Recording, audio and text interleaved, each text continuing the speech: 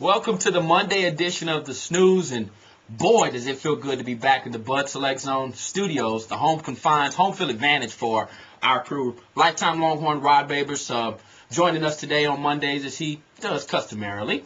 And we want to dive right into it. Let's move to Lubbock for a second and talk about... Let's never move to Lubbock. Hey, Southwest Texas. Let's go to Lubbock for a second and talk about the new addition that they have made to their football program, hiring the former Auburn coach and also an Aggie assistant in Tommy Tuberville after they fired Mike Leach after 10 seasons of service. Your thoughts, Mr. Babers, on this move?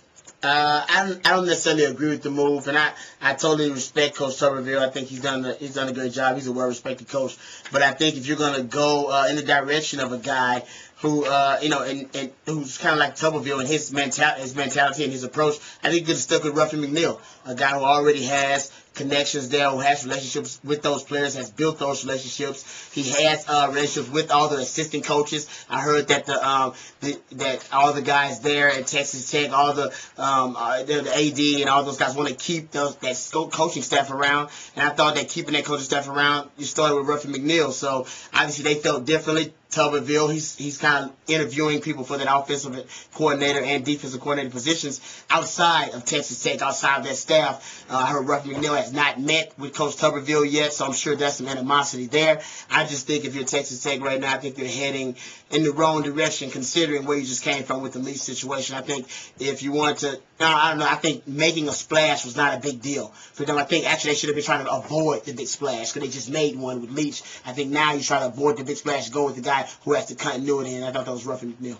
I'm paralleling thinking with you on this matter that Ruffin McNeil deserved the shot. You know, a lot of times, you know, when you're fresh out of college, they always tell you the reason why they won't hire is because you don't have experience. When will this guy get experience? I understand that he doesn't have any head coaching experience, but the way that he handled perhaps the toughest week throughout Texas Tech football history, with Mike Leach being fired suddenly and Adam James coming out with his allegations towards the program, and the way Ruffin McNeil still managed to lead this team to a victory in the bowl game was just outstanding to me. He also made it very clear he wanted to be the coach. He said it numerous times.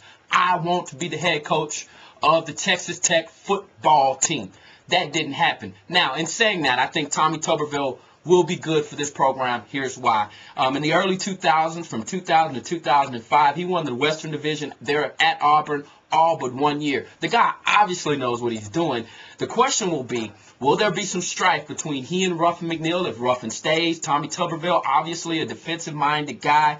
That could be a potential problem. And what will he do with this current spread? I think you need to keep part of your staff there so that you can keep the knowings of the personnel that are there. They have the depth at the wide receiver position. And I also think that Sheffield as well as Taylor Potts are two capable and competent quarterbacks to continue that system moving forward. At the end of the day, though, this will be something that we'll want to watch. Can you imagine now all sitting at the table, Bob Stoops, Tommy Tuberville, Mac Brown, and Bo Pelino? The list goes on of guys who will be around the table. But it's official. Texas Tech does have a new football coach.